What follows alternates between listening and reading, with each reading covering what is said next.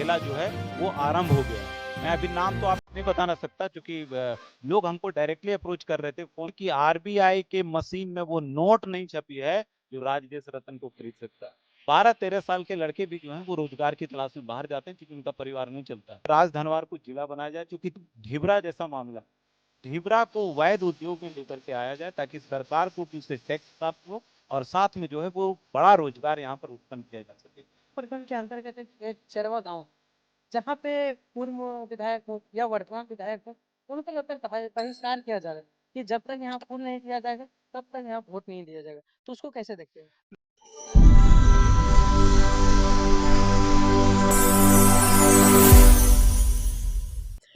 नमस्कार, मैं संजय कुमार, आप देख रहे हैं एसपीएन न्यूज। झारखंड में विधानसभा चुनाव को लेकर सरगर्मी बढ़ते जा रही है, वहीं सभी पार्टी अपने अपने कमर कस के मैदान में उतर गए हैं।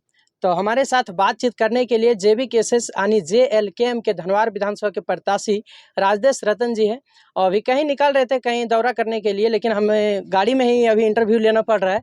तो चलिए बातचीत करते हैं। सबसे पहले तो आपको एसपीएन न्यूज में स्वागत है। बहुत बहुत धन्यवाद। और एसपी न्यूज वाले जितने लोग देखने वाले हैं सभी लोगों को हम झारखंडी जोहार करते हैं, धन्यवाद करते हैं। एक देख रहे हैं कि आपका तो पॉपुलैरिटी बहुत ही गाँव प्रखंड में मिला था, लेकिन अभी जो नॉमिनेशन करने का डेट वूट सब आ गया है, तो क्या क्या रणनीति रहेगा इस बार? देखिए, हम लोग इस बात को मान करके चल रहे हैं कि राजधनवार की विधानसभा की जो चुनाव है वो सिर्फ दिलचस्प ही नहीं बल्कि एक तरफा भी होगा। हम लोग इस बात को मान करके चल रहे हैं, चूँकि जिस तरह से झारखंड, झारखंडियों और इसकी विचारधारा जो है वो जन-जन तक पहुँची है, जयराम जी की विचारधारा जिस तरह से पहुँची है, हम लोग राजधनवार विधानसभा के हर परिवार तक जो है वो अपनी विचारधारा को पहुँचाने में अभी तक सफल रहे हैं।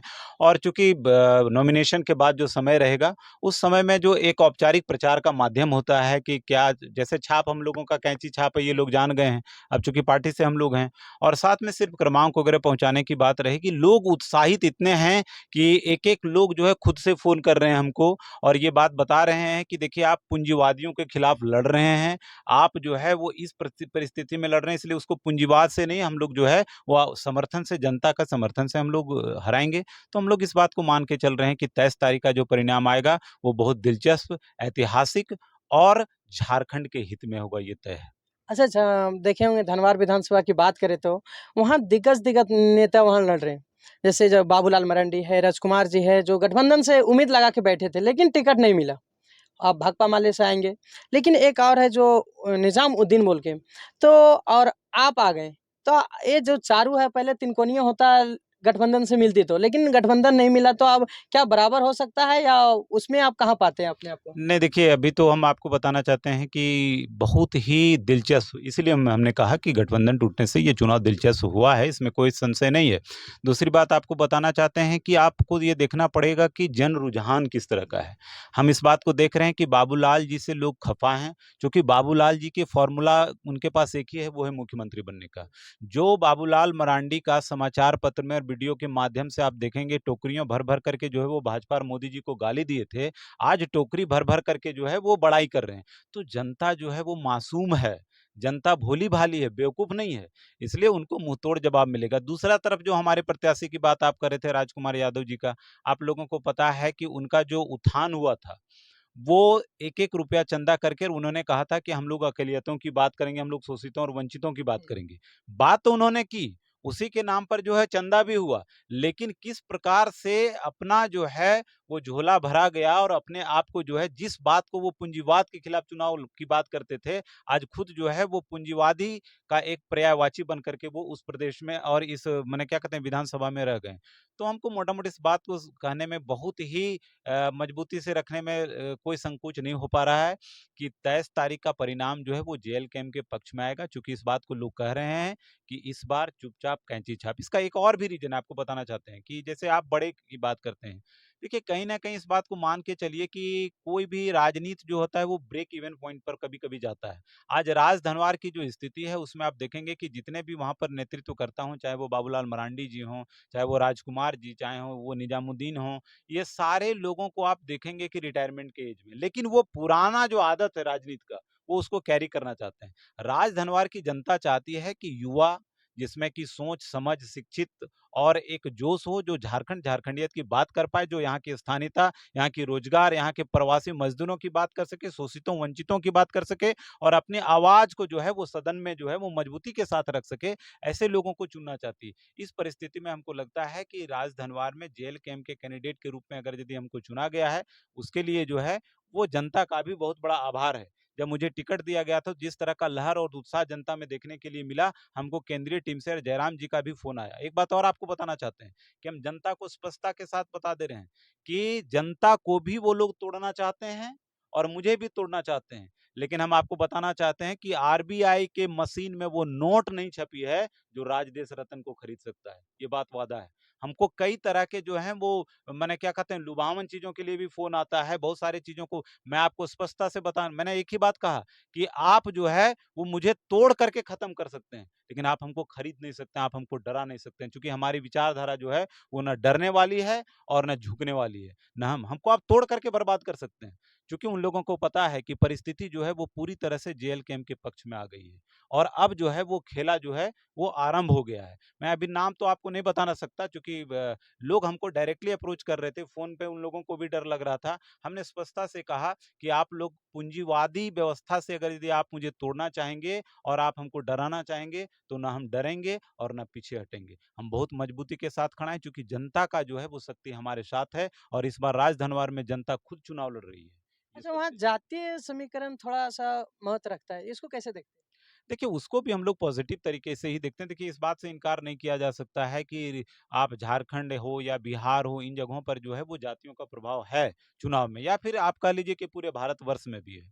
और उस परिस्थिति में भी जो है वो समीकरण जो है वो पूरी तरह से हमारे पक्ष में है। इसमें किसी तरह से इनकार नहीं किया जा सकता है।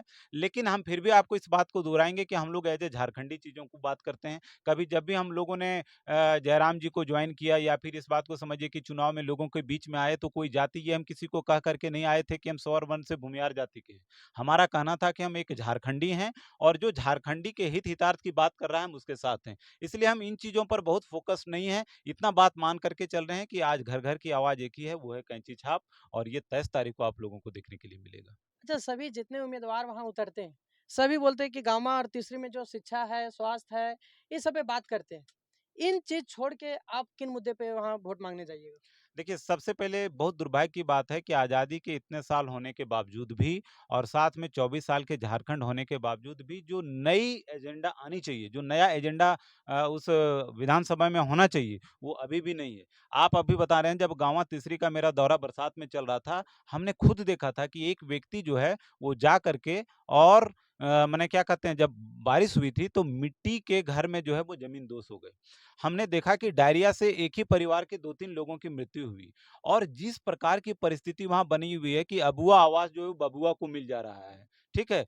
बेरोज़गारी भयंकर है, इसका कारण आपको बता रहे हैं। अब ये जो है वो अभी त्योहारों का समय आ गया।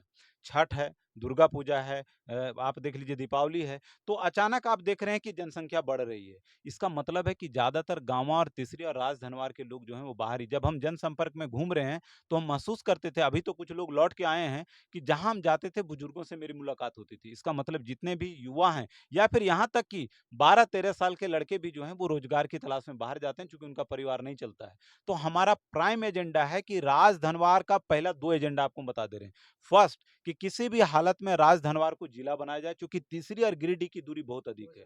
गाँवा में जब आप जाएँगे तो गाँवा के कुछ गाँव की दूरी बहुत अधिक है। तो मेरा प्राइम एजेंडा है कि अगर यदि अहर्ता को पूरा कर रहा है राजधनवार, तो इसको जिला की जो है वो माने किसी भी हालत में जिला बनाया जाना है। दूसरा, जो ढिबरा जैसा मामला है, ढिबरा को वैध उद्योग में लेकर के आया जाए, ताकि सरकार को भी उससे टैक्स प्राप्त हो और साथ में जो है वो बड़ा रोजगार यहाँ पर उत्पन्न किया जा सके। हम लोग इस बात को लेकर के चल रहे हैं कि जब हम लोगों की सरकार हम लोग बनाते हैं, तो हम लोग एक चॉइस देंगे लोगों को कि आप अगर स्वेच्छा से प्रदेश जाकर के कमाना चाहते हैं, तो आप जाइए, और नहीं तो हम लोग अगला 5 साल में ये टारगेट रखे हैं कि किसी भी हालत में जो लोग मजबूरी में बाहर जाते हैं, उनको बाहर में मजबूरी में जाना नहीं पड़े, और किसी भी हालत में इस बात को मान करके चलिए कि स्वेच्छा के साथ परिवार में रह सकें, एक बड़ा एजेंडा है। दूसरी बात, आपको स्वास्थ्य की बात हम बताना चाहते हैं।